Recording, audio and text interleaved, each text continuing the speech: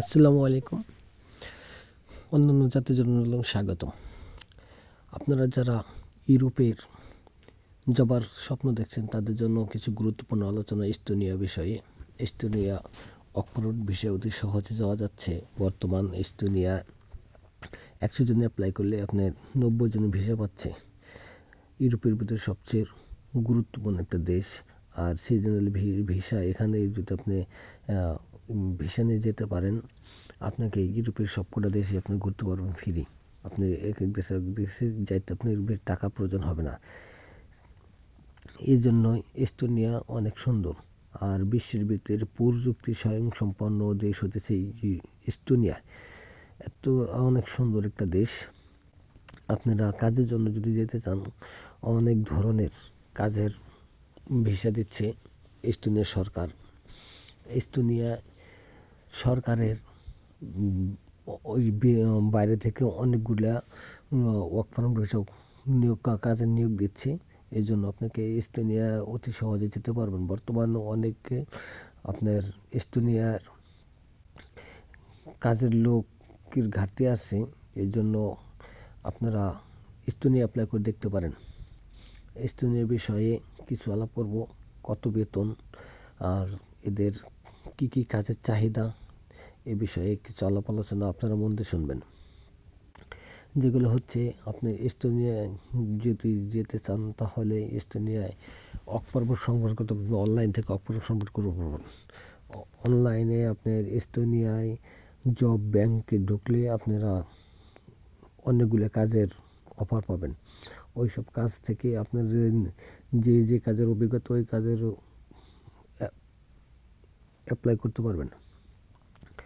যেমন আপনার software engineer, আপনার electric engineer, computer engineer, marketing engineer, marketing manager, আপনার ইলেকট্রিশিয়ান, আপনার কনেকট্রেশন সাইডের লোক লাগবে। এই সব লোকের চাহিদা।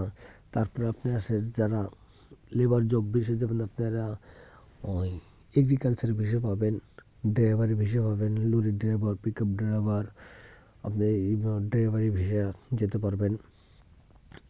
ড্রাইভারের অভিজ্ঞতা থাকতে হবে।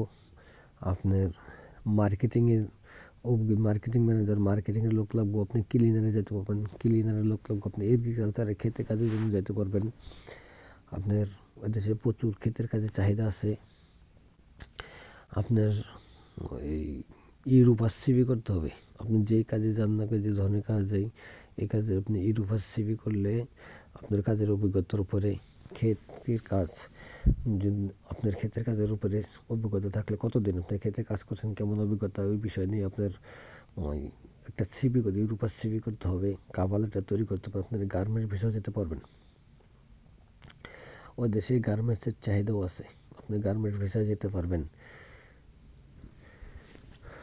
এগ্রিকালচারে গার্মেন্টসের, ক্লিনারি, ড্রাইভারিং, ইঞ্জিনিয়ারিং, আপনি এই ধরনের কাজে আপনারা ইউরোপে এই এস্তোনিয়া যেতে পারবেন।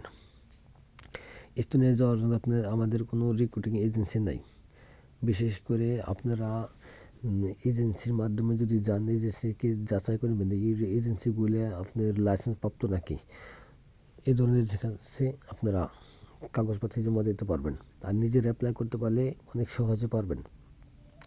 আর বিষয় করে হইতেছে, বাংলাদেশে বর্তমান ঢাকার আপনার 700 থেকে 750 এজেন্সি, ভুয়া এজেন্সি বেরোচ্ছে। আপনারা যাই করেন, ভুয়া এজেন্সির কাছে পড়বেন না। আপনারা এজেন্সি যাচাই বাছাই করে আপনারা এখানে কাগজপত্র, অর্থ লেনদেন করবেন।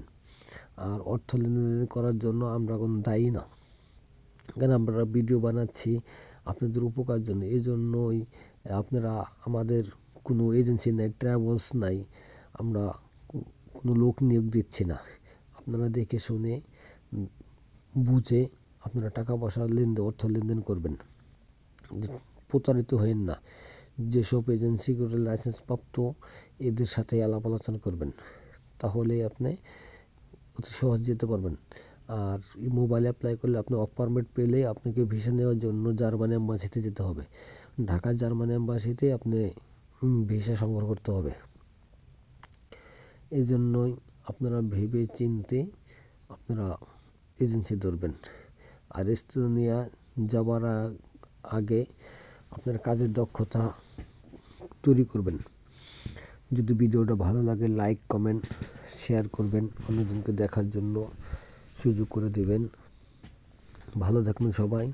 বিশেষ করে আপনারা ঢাকা